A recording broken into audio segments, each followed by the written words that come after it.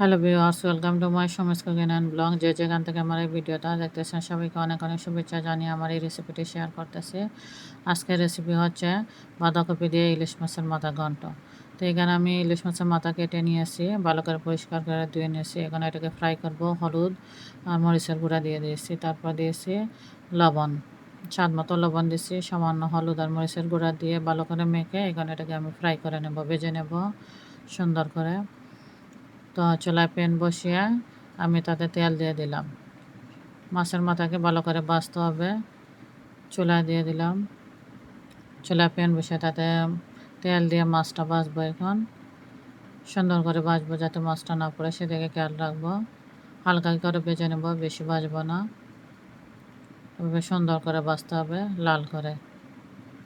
আর মাছের মাথা ভাজলে আরও টেস্টি হয় যাতে, সেজন্য আগে মাছের মাথাগুলোকে একটু ভেজে নেব হলুদ মরিচ লবণ দিয়ে। তো দেখেন মাছের মাথা ভাজা হয়ে গেছে, এখানে এটাকে আমি রান্না করব।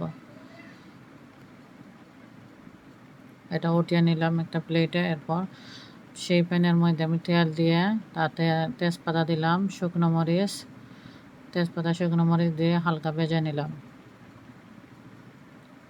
এখন দিয়ে দেবো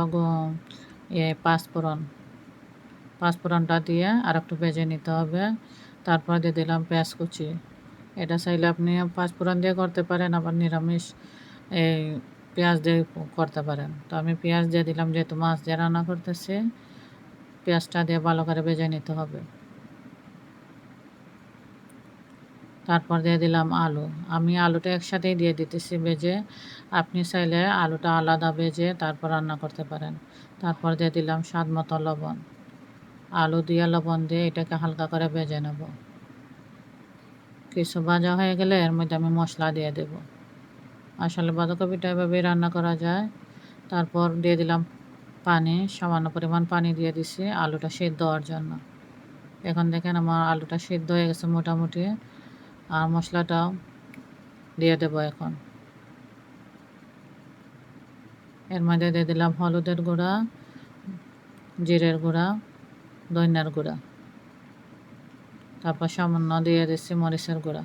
সব কিছু মশলা দিয়ে ভেজে তারপর পানি দিয়ে দিলাম। পানি দিয়ে কষিয়ে নিতে হবে। মশলাটাকে একটু কষিয়ে নেব। আপনি চাইলে আলুটা আলাদা ভেজে নিয়ে নিতে পারেন, তো আমি একসাথে দিয়ে দিয়েছি। একসাথে দিয়ে ভেজে নিলাম এটা আলু। তারপর দিয়ে দিলাম বাঁধাকপিটা, যেগুলো আমি কেটে রাখছি কুচি করে। বাঁধাকপি খুব সুন্দর করে কুচি করে কাটতে হবে, তাহলে ওটা আরও খুব টেস্টি হয় খেতে। মিহি করে কাটতে হবে। তো এটাকে দিয়ে বাঁধাকপিটাকে দিয়ে ভালো করে মশলার সাথে মিশিয়ে নিতে হবে। এমনভাবে মিশাবো মশলাটা খুব সুন্দর মিশিয়ে নিতে হবে বাঁধাকপির সাথে। এপিট ওপিট করে ভালো করে উল্টিয়ে দিতে হবে মশলাটার সাথে বাঁধাকপিটা।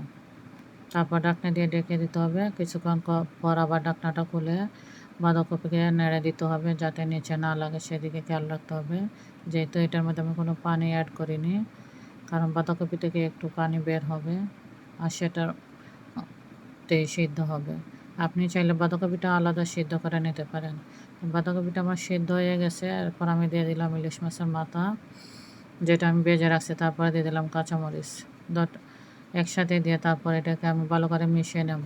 বাঁধাকপিটাকে ভালো করে মিশিয়ে নিয়ে তারপর স্বাদ মতো লবণ দিয়ে দিলাম।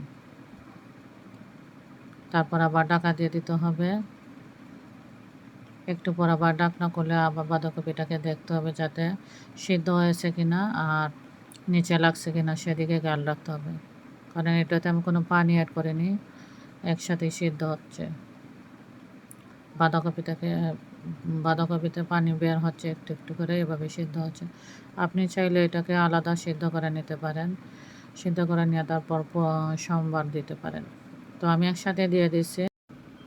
তো দেখেন হয়ে গেছে আমার বাঁধাকপি দিয়ে ইলিশ মাছের মাথা ঘন্ট। ভিডিওটি আপনাদের কেমন লাগলো অবশ্যই একটু কমেন্ট সেকশনে জানাবেন। আর আমার চ্যানেল নতুন হলে চ্যানেলটা সাবস্ক্রাইব করে নেবেন যাতে নতুন ভিডিও আসা মাত্রই আপনি নোটিফিকেশান পেয়ে যান। তো সবাই ভালো থাকবেন। ওকে, টাটা, বাই।